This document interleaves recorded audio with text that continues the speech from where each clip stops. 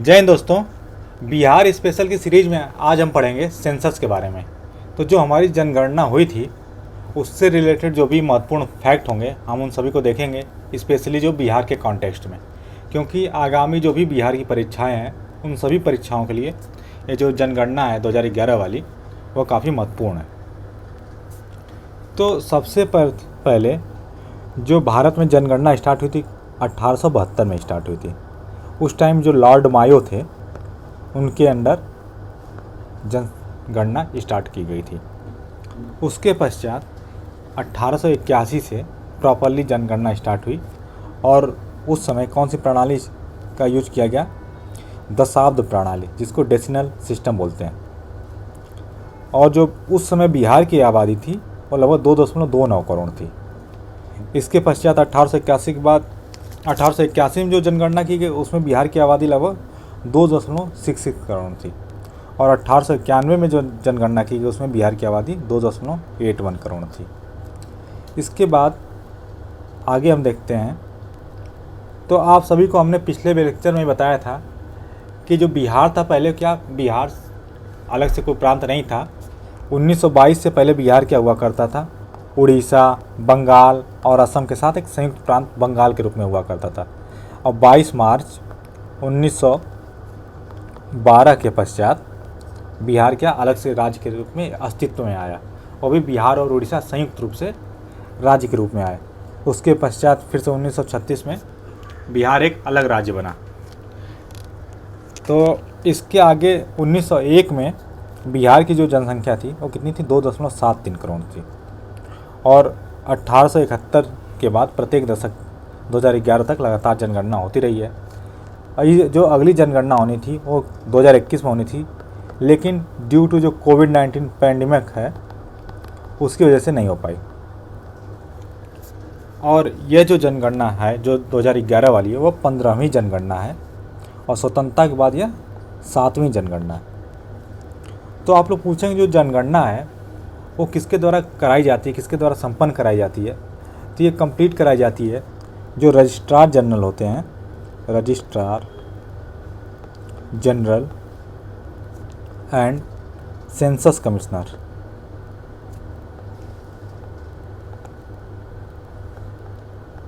Of India. और ये आते हैं हमारा जो गृह मंत्रालय है, मिनिस्ट्री ऑफ होम अफेयर्स, उसके अंतर्गत आते हैं। और जो हमारी जनगणना कराई जाती है वह किसी एक्ट के अंदर कराई जाएगी। तो जनगणना के लिए एक एक्ट बना हुआ है। एक्ट का नाम क्या है? Census act 1948। यह भी काफ़ी इम्पोर्टेंट है। कई बार पूछ लिया जाता है कि किस एक्ट के अंदर कराई जाती है, तो सेंसस एक्ट है हमारा 1948 का, उसके अंतर्गत जनगणना कराई जाती है। इसके बाद जो बिहार की टोटल जनसंख्या है वो कितनी है? 2011 की जनगणना के अनुसार लगभग 10.41 करोड़, जो कि उत्तर प्रदेश और महाराष्ट्र के बाद थर्ड नंबर पर इंडिया का हाईएस्ट पॉपुलेटेड स्टेट है। ठीक है। ये टोटल जो 10.41 करोड़ लोग हैं उसमें से जो पुरुषों की जनसंख्या है वो 5.42 करोड़ है और महिलाओं की जनसंख्या 4.98 करोड़ है। ठीक है, जो लगभग 5 करोड़। और जो जनसंख्या घनत्व है वो लगभग कितना है? 1106 प्रति वर्ग किलोमीटर, 1106 व्यक्ति पर स्क्वायर किलोमीटर। इसके बाद जो जनसंख्या वृद्धि दर है वो है 25.42% और भारत की कुल जनसंख्या का लगभग 8.6%। तो जो जनसंख्या वृद्धि दर जो 10 की वृद्धि दर होती है, एक बार हम 2-3 वृद्धि दर देख लेते हैं कि क्या कर रही है। इसके पहले तो 1981 से 1991 के मध्य जो वृद्धि दर थी कितनी थी? लगभग 23.38%। इसके बाद जो अगला सेंसस हुआ 1991 से 2001 वाला जो सेंसस हुआ था तो उसमें जो जनसंख्या की वृद्धि दर थी वो कितनी थी? 28.62%। और अभी जो लेटेस्ट वाला है जो डाटा हमारे पास 2001 से लेकर 2011 के बीच में, इसमें कितना हमने आपको बताया? 25.42%। तो ये जो डिकेडल ग्रोथ रहा है, 10 की वृद्धि रही है बिहार की जनसंख्या में, ऐसे ये काफ़ी इम्पॉर्टेंट है। कई बार पूछ लिया जाता है कि लगातार बढ़ रही है जो 10 की वृद्धि दर है, घट रही है, तो बढ़ी है फिर से घटी है। इसके बाद जो हमारी ग्रामीण जनसंख्या है बिहार की, वो लगभग 88.71% है।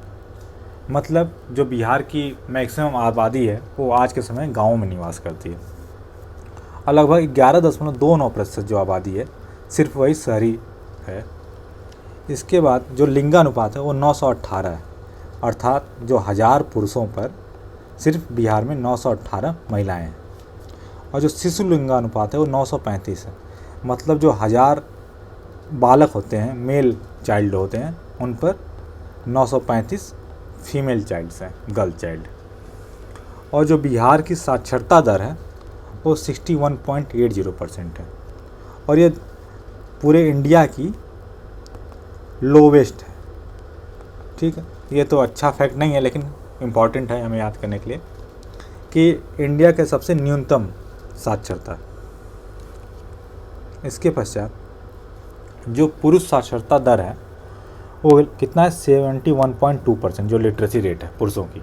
अब महिलाओं की लिटरेसी रेट कितनी है, 51.5%। और ग्रामीण साक्षरता दर कितनी है, 59.78%। अब ग्रामीण में भी जो पुरुषों की है वो कितनी है, 69.67%, और महिलाओं की 49%। और शहरी क्षेत्र में जो लिटरेसी है वो कितना है, 76.86%, और पुरुषों की अधिक है 82.56%, महिलाओं की 70.49%। इसके पश्चात ये देखिए जो जनसंख्या का मानचित्र है, इसमें दर्शाए गए हैं कि अलग अलग कौन कौन से डिस्ट्रिक्ट हैं, कौन हाईली पॉपुलेटेड है, कौन कम है। तो जो रेड कलर से दर्शाए गए ज़िले हैं वो क्या हाईली पॉपुलेटेड है, जिनकी जनसंख्या 4 मिलियन से ऊपर है, और बाकी जो हैं अलग अलग इसी तरह से दर्शाए गए। आगे हम आ जाते हैं तो जो कुछ और अन्य इम्पॉर्टेंट फैक्ट्स हैं कि जो सर्वाधिक जनसंख्या वाले 3 ज़िले कौन से हैं। तो सबसे फर्स्ट नंबर पे आता है हमारा पटना, जिसमें लगभग 58,38,000 लोग रहते हैं। दूसरे नंबर पे हमारा पूर्वी चंपारण, और तीसरे नंबर पे मुजफ्फरपुर। ये तीनों का क्रम काफ़ी इंपॉर्टेंट है क्योंकि कई बार एग्जाम में हमसे डायरेक्ट ऐसे क्वेश्चन पूछ लिए जाते हैं। इसके पश्चात जो न्यूनतम जनसंख्या वाले 3 ज़िले हैं, सबसे कम जनसंख्या कहाँ निवास करती है, शेखपुरा में, उसके बाद शिवहर में, और उससे बाद अरवल में। तो सबसे लोवेस्ट कहाँ पे है, शेखपुरा में। इसके बाद हम देख लेते हैं जनघनत्व।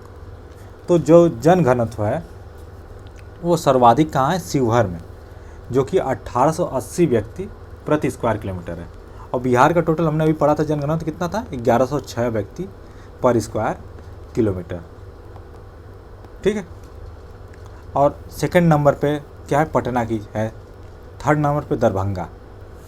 और जो न्यूनतम जनघनत्व वाले 3 ज़िले कौन कौन से हैं, सबसे कम जनघनत्व कहाँ है, कैमूर में। कैमूर जिसको कि हम भभुआ के नाम से भी जानते हैं, वहाँ पे 488 व्यक्ति पर स्क्वायर किलोमीटर है। उसके बाद दूसरे नंबर पे है जमुई, जहाँ पे 568 व्यक्ति पर स्क्वायर किलोमीटर है।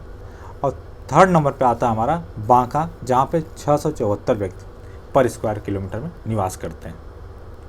इसके पश्चात हम देख लेते हैं जो लिंगानुपात है उसमें। तो जो सर्वाधिक लिंगानुपात है वो 3 ज़िले कौन कौन से हैं, गोपालगंज है सबसे अधिक लिंगानुपात में, जिसमें पर 1000 मेल्स, फीमेल्स कितनी है, 1021। मतलब यहाँ जो महिलाओं की प्रेजेंस है वो ज़्यादा है पुरुषों की अपेक्षा।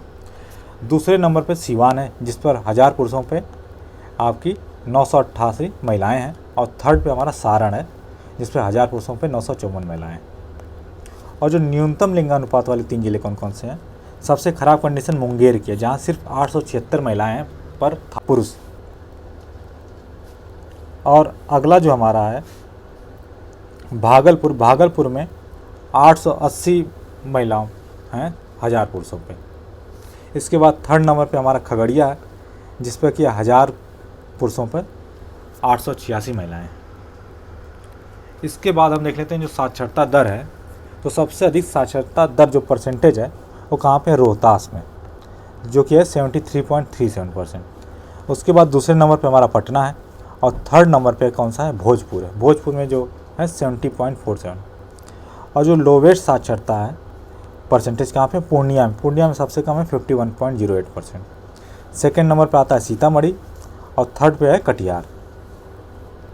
इसके पश्चात जो सर्वाधिक पुरुष साक्षरता वाला ज़िला है तो वह है रोहतास, और न्यूनतम पुरुष साक्षरता वाला ज़िला कौन सा है? पूर्णिया, जो कि परसेंटेज में भी सबसे कम है।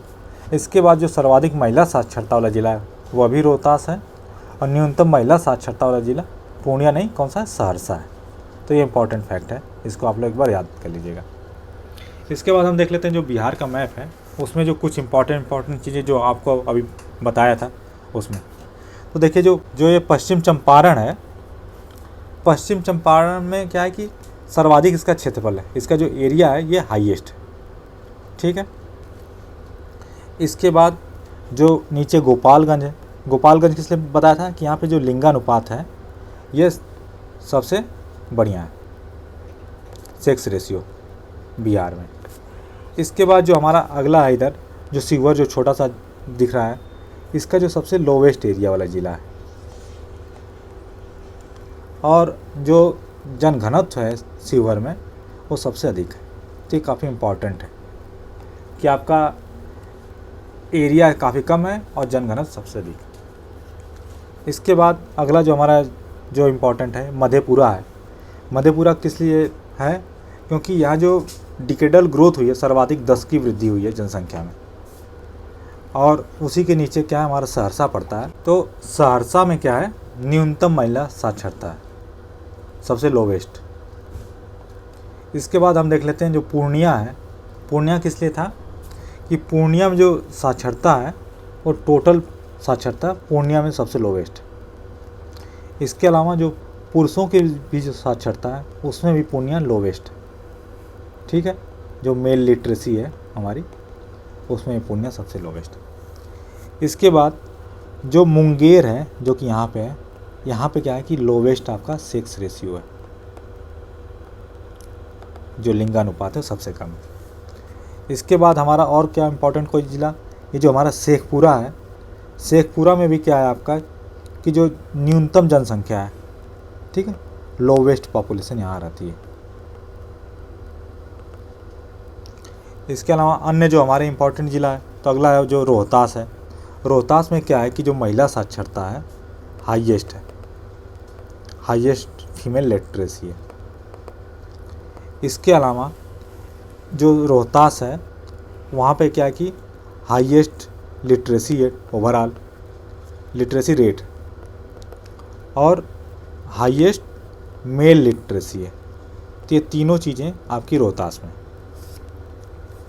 इसके पश्चात ये जो कैमूर भभुआ है, यहाँ पे हमने देखा था कि जो जनघनत्व है वो सबसे कम है, जो पॉपुलेशन डेंसिटी होती है वो लोवेस्ट है, लोवेस्ट पॉपुलेशन डेंसिटी, ठीक।